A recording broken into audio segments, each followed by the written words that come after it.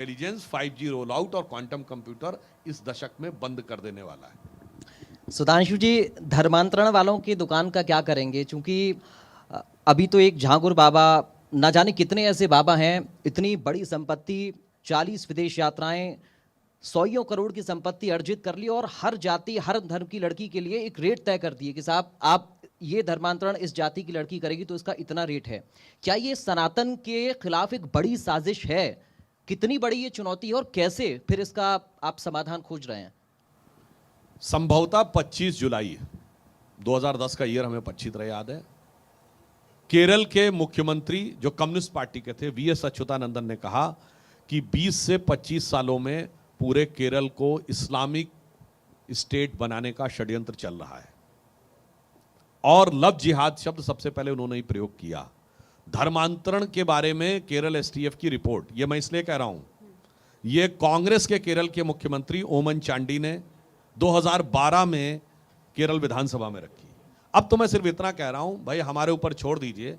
कम्युनिस्टों और कांग्रेसियों को अपने मुख्यमंत्रियों की बातों पर अगर भरोसा है तो उन्हें समझना चाहिए भारत को कितने बड़े खतरे में ढकेल रहे हैं। और मुझे बड़ा दुख होता है आज के विपक्ष के नेतृत्व को देखकर। एक दौर था जब इस भारत में भारत के भविष्य के लिए चाहे चंद्रशेखर आजाद ने स्वयं को गोली मारी या भगत सिंह ने फांसी चढ़े, राम प्रसाद बिस्मिल, अशफाक उल्ला खां फांसी चढ़े, बागा जतीन, सचिन नाथ सान्याल, उन्होंने कहा कि मैं अपनी जान कुर्बान करने को तैयार हूं ताकि हमारी पीढ़ियां राज करेंगी। आज का नेतृत्व कहता है मुझे अभी राज करने दो, पीढ़ियों को गोली पड़ती है तो पीढ़ियां मरनी होंगी तो मरेंगी, मुझे फिलहाल आज का राज चाहिए। ये गंभीरता से सोचने का। सुधांशु जी, एक सवाल इस पर और मेरा है कि विपक्ष के नेता इस पर खुलकर बात क्यों नहीं करते हैं कि अगर धर्मांतरण कोई करा रहा है, जबरन करा रहा है, तो उस पर खुलकर क्यों बात नहीं रखी जा रही है विपक्ष की तरफ से? और जब मॉब लिंचिंग की बात आए या किसी विशेष धर्म के व्यक्ति को पीटने की बात आए तो तमाम सारे नेता कूदकर बाहर आ जाते हैं।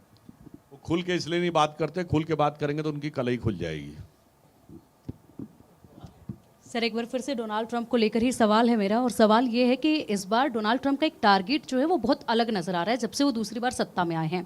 पहला ये कि भारत पाकिस्तान के बीच में जब तनाव हुआ उसमें वो बीच में कूद पड़े, उसके बाद ईरान और इजराइल के बीच में वो शुरुआत से ही थे, और अब रूस और यूक्रेन के बीच में जिस तरीके से वो बहुत ज़्यादा एक्टिव नज़र आ रहे हैं, ऐसे में एक शांति दूत बनने का, जैसा हम देख रहे हैं या फिर कहा जा रहा है कि शांति दूत बनने के लिए एक पूरी कोशिश उनकी नज़र आ रही है, क्या वाकई में बन पाएगी उनकी ये छवि?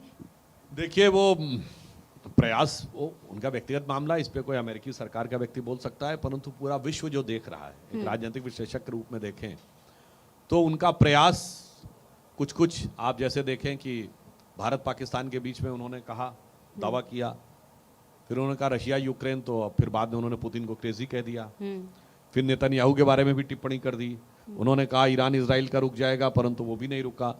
तो मुझे लगता है कि इस बारे में दर्शक और जो प्रबुद्ध लोग हैं वो स्वयं निर्णय ले सकते हैं कि जो कहा जा रहा है उसमें तथ्य कितना है। हम लोग बचपन में जब क्रिकेट की कमेंट्री सुनते थे तो कभी कभी कमेंटेटर कहते थे, हमारी जनरेशन के जो लोग हैं उनको याद होगा, जसदेव सिंह कहते थे जब कभी कोई टीम अपील करती थी और वो लगे कि ये आउट तो नहीं है मगर फिर भी अपील कर रही, तो एक डायलॉग होता था, अपील में उत्साह ज़्यादा विश्वास कम। तो मुझे ऐसा ही कुछ कुछ उनके वक्तव्यों के बारे में भी नजर आता है। सर, एक आखिरी सवाल मैं बलूचिस्तान को लेकर लेना चाहूँगी। आज़ादी की लड़ाई बलूचिस्तान लड़ रहा है, क्या लगता है भारत का क्या स्टैंड रहेगा? क्या जैसे 1971 में बांग्लादेश की सहायता की थी, कुछ उस तरह का स्टैंड भारत का देखने को मिलेगा? देखिए, पाकिस्तान का नितांत अंदरूनी मामला है, परंतु मानवाधिकारों को लेकर भारत सदैव सजग रहा है। 15 अगस्त 2016 को प्रधानमंत्री श्री नरेंद्र मोदी जी ने अपनी स्पीच में बलूचिस्तान का जिक्र किया था, और जिस ढंग के अत्याचार बलूचिस्तान में किए जा रहे हैं वो पूरी दुनिया के लिए, भारत और भारतीय महाद्वीप के लिए भी समझने की जरूरत है। पाकिस्तान तो इस्लामिक ब्रदरहुड के नाम पे बना था, तो फिर क्या हो रहा है? पाकिस्तान बांग्लादेश क्यों अलग हो गए? जनरल टिक्का खां, जिसको बूचर ऑफ बांग्लादेश कहा जाता है, उसने लाखों लाख मिलियंस ऑफ जो ईस्ट बंगाल के लोग थे उनको मरवाया, मुस्लिम नहीं थे क्या? And the same general Tikka Khan 1973 में उसको बूचर ऑफ बलूचिस्तान भी कहा जाता है। जो बलूचिस्तान में मारे जा रहे हैं वो मुस्लिम नहीं है क्या? जो खैबर पख्तूनख्वा में मारे जा रहे हैं वो मुस्लिम नहीं है क्या? जो फाटा में मारे जा रहे हैं वो मुस्लिम नहीं है क्या? ये पेशावर रावलपिंडी में जहां 100% मुस्लिम है, ये विस्फोट क्यों हो रहे हैं भाई? तो इसलिए ये उन सारे लोगों के लिए, ये जनरल आसिम मुनीर बोले थे ना, टू नेशन थ्योरी, ये टू नेशन थ्योरी वालों के लिए सोचने की बात है कि कट्टरपंथी ताकत के आधार पे आप चल के, ये डायरेक्ट एक्शन के नाम पर बना देश था ना पाकिस्तान, ये डायरेक्ट एक्शन ही इसको खुद ब खुद निपटाएगा। जहां तक बलूचिस्तान के लोगों की बात है, उनके हक और हुकूक के बारे में हमारा ये मानना है कि हम लोगों की पूरी तरह संवेदनशीलता है, मगर आज पाकिस्तान के लिए एक लाइन में कहना चाहूँगा, वहाँ के एक बड़े फेमस टीवी के ऊपर पर्सनालिटी आते हैं मिस्टर हसन निसार, उनका आप देखेंगे एक वीडियो तो उसमें बड़ी मज़ेदार बात ये है, वो कहते हैं अरे क्यों खाम खा में कह रहे हो जी कश्मीर लेंगे कश्मीर लेंगे, अरे भाई जो है पहले वो तो संभाल लो।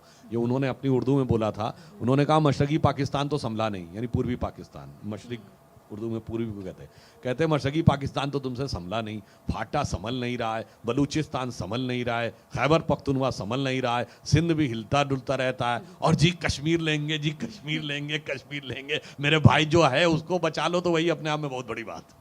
सुधांशु जी, एक और छोटा सा सवाल बिहार को लेकर, क्योंकि राहुल गांधी और तेजस्वी यादव मोर्चा खुले हुए हैं, वो कह रहे हैं कि वोटर लिस्ट रिव्यू होनी चाहिए, चुनाव चोरी कर लिया, इस तरह की बातें कर रहे हैं, तो कैसे आप इसको देख रहे हैं, इसके पीछे क्या उनकी सोच है? इसके पीछे वही मानसिकता है जो 1975 में आपातकाल के समय इसी गांधी मैदान के ऊपर रैली हुई थी, और तब कांग्रेस की मानसिकता वही थी कि श्रीमती इंदिरा गांधी जी का चुनाव हाई कोर्ट ने अवैध घोषित कर दिया, तो मेरी जीत या हार के आधार पर तय होगा कि संविधान को कितना मानना है। आज राहुल गांधी जी और तेजस्वी यादव भी यही कह रहे हैं कि मेरी चुनावी हार जीत पे तय होगा कि संविधान को कितना मानना है। और देखिए कितनी मज़ेदार चोरी होती है जो ये चोरी बताते हैं कि चुनाव आयोग ने सही काम नहीं किया, तो कश्मीर में अच्छा काम किया, पंजाब में अच्छा काम किया, फिर हरियाणा में गड़बड़ कर दिया, फिर हिमाचल में अच्छा काम किया, उत्तराखंड में गड़बड़ कर दिया, फिर उत्तर प्रदेश में खराब काम कर दिया, बिहार में गड़बड़ कर दिया, और बंगाल में बहुत अच्छा काम किया, गुजरात में लगातार गड़बड़ करता है, क्या बताएं। और जहां तक दिल्ली में देखिए 2 बार तो बहुत अच्छा काम किया, इस बार फिर गड़बड़ कर दिया। राजस्थान और मध्य प्रदेश में 2018 में अच्छा काम किया था, 2023 में गड़बड़ कर दिया। अब आप आइए साहब, वो कहते हैं देखिए कितना अच्छा काम किया चुनाव आयोग ने, तेलंगाना में अच्छा काम किया, कर्नाटक में अच्छा काम किया, तमिलनाडु में अच्छा काम किया, केरल में अच्छा काम किया, असम में गड़बड़ कर देते हैं।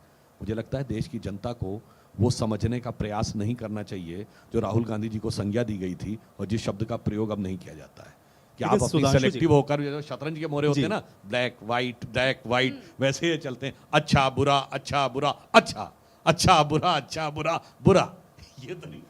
एक छोटा सा आखिरी सवाल मेरा ये है कि अमेरिका में इस बार काफ़ी कुछ बदला हुआ नज़र आ रहा है। विदेश नीति की अगर हम बात करें, टैरिफ को लेकर ही अगर हम बात करें, तो क्या इम्पैक्ट उसका नज़र आने वाला है आने वाले वक्त में, कोई बड़ा फैसला अगर होता है? और ख़ासकर इस पर भी अगर हम ध्यान दें कि जो हमारे छात्र हैं, जो